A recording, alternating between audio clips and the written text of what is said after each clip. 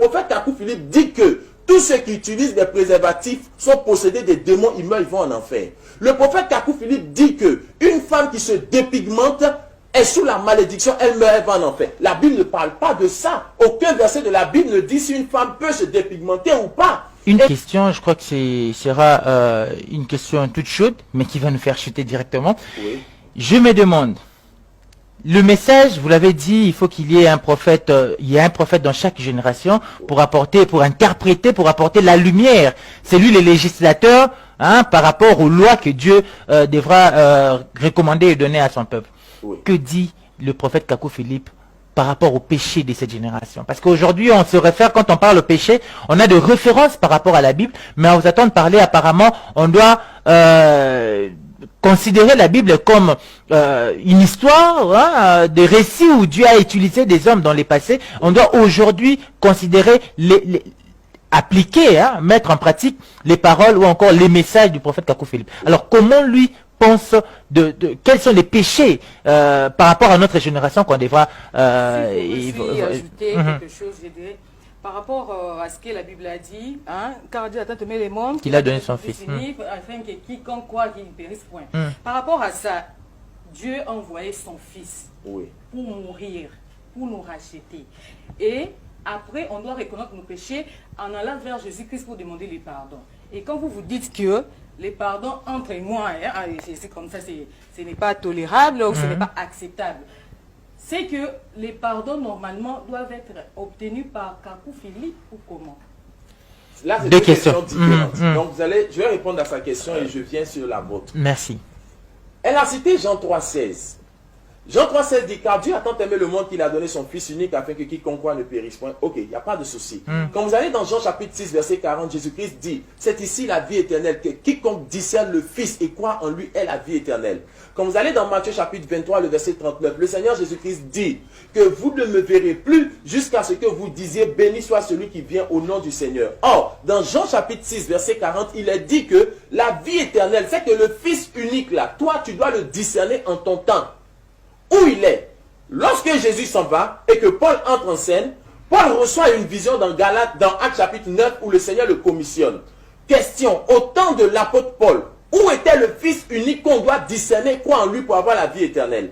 Paul répond dans Galates 1 verset 15 où Paul dit, lorsqu'il a plu à Dieu de révéler son Fils en moi. Donc le Fils unique là, en chaque génération, il se révèle dans un homme. C'est pourquoi, si tu ne reconnaissais pas le Fils unique manifesté au temps de Paul, dans la génération de Paul, tu peux chanter Jésus comme tu veux, tu meurs, tu vas en enfer. C'est pourquoi Paul a dit dans Galates 1, verset 8, si quelqu'un prêche autre chose que ce que moi, Paul, j'ai prêché, même si c'est un ange, qu'il soit maudit. Parce que c'était le Fils unique en Paul qui parlait. La génération de Paul est passée. Chaque génération a eu son prophète en qui le Fils unique s'est révélé. Branham le fut pour son temps. Luther le fut pour son temps. En notre génération, le Fils unique s'est révélé en Kakou Philippe pour l'humanité tout entière. C'est pourquoi, si vous ne discernez pas le Fils unique en Kakou Philippe aujourd'hui, si vous mourrez, vous partez directement en enfer. J'en viens maintenant à votre question, parce que c'est le prophète qui va révéler à l'humanité les péchés de la génération.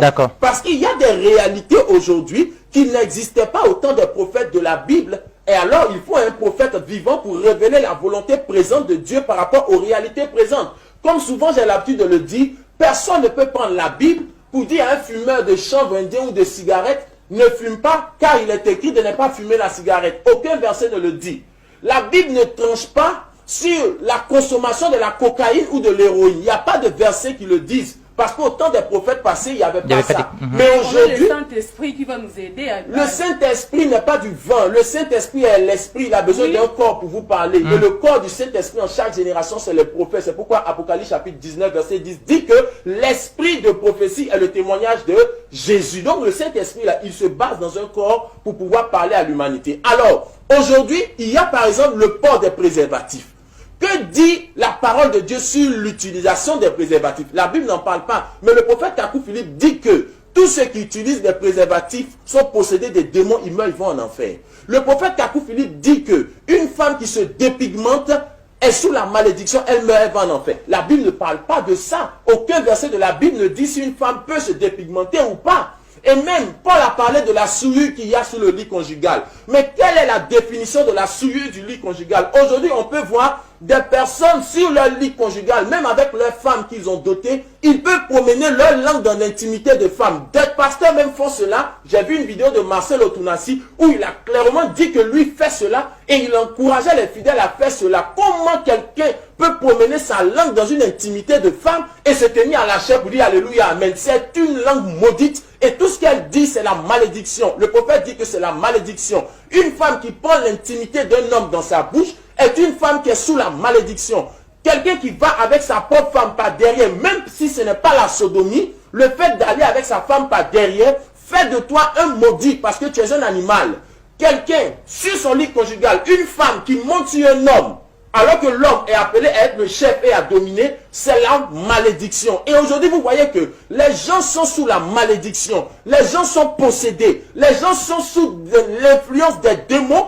Et vous rejetez le prophète parce que vous savez très bien que la lumière d'un ministère prophétique vient pour réveiller les péchés enfouis dans vos consciences. C'est pourquoi les gens n'aiment pas les prophètes. Que dit le prophète sur le football? Kakou Philippe dit qu'aujourd'hui, un chrétien, un enfant de Dieu, ne peut pas regarder le football. Le football est du diable. Les joueurs sont sous l'impulsion des démons. Des gens peuvent se tenir là, à la télé, et regarder des matchs de football. Il y a quoi de mal dans le football? C'est ça, c'est bon, je vous prends un exemple. Moi, je suis un Ivoirien. Vous êtes un Congolais. Considérons qu'un chrétien, c'est un petit Christ. On est d'accord. Si Jésus-Christ était sur la terre, et qu'il y a un match Congo-Côte d'Ivoire, Jésus-Christ serait assis devant sa télévision en train de dire « But! But! Goal !» Non! Quand par exemple il y a un match Ghana-Congo, vous, les chrétiens du Congo, quand par exemple, je ne connais pas le nom des joueurs de football, si par exemple votre joueur est en train de tirer le ballon pour marquer, vous allez dire « But au nom de Jésus !» Le Ghanéen va dire non, non. Et ça devient un combat de Jésus. Oh, Dieu n'a rien à voir avec ça. Dieu n'a rien à voir. Madame, est-ce que vous savez que avant de cautionner quelque chose, cherchez l'origine de la chose. Parce que si l'humanité avait l'origine du football, si l'humanité avait l'origine des églises que nous voyons, vous comprendrez bien ce que nous sommes en train de vous dire aujourd'hui. Vous voyez, le football, Jésus-Christ a dit, vous êtes dans le monde. Vous n'êtes pas du monde. Et ce qui est du monde là. C'est ce qui n'empêche pas de regarder le football, c'est ce qui n'empêche pas de regarder la télé, le film. Le prophète de votre temps dit que celui qui regarde le football, qui est un adepte du football, est sous l'influence d'un démon. C'est le prophète qui le dit. Et on doit le croire comme ça. Parce qu'un prophète, on le croit sur parole. Parce que le prophète, on l'appelle le voyant. Il voit ce que vous ne savez pas. Pourquoi aujourd'hui vous reconnaissez par exemple que Dieu a créé le ciel et la terre par la parole? C'est Moïse qui l'a révélé. Pourquoi croyez-vous Moïse sur parole alors que Moïse n'était pas là quand Dieu révélait ça? Pourquoi croyez-vous ce qui est écrit dans le livre d'Apocalypse alors qu'il n'y avait pas de témoin quand Jean révélait ça?